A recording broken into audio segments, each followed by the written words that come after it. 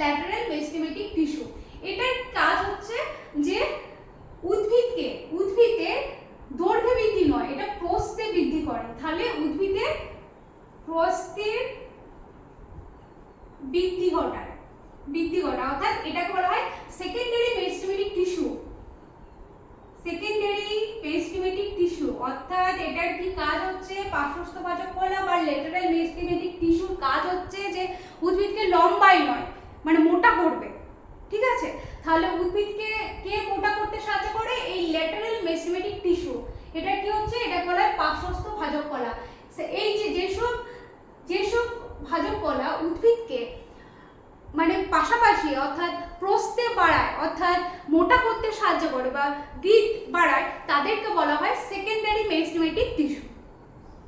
এই lateral meristematic টিস্যুর আন্ডারে কারা পড়ছে?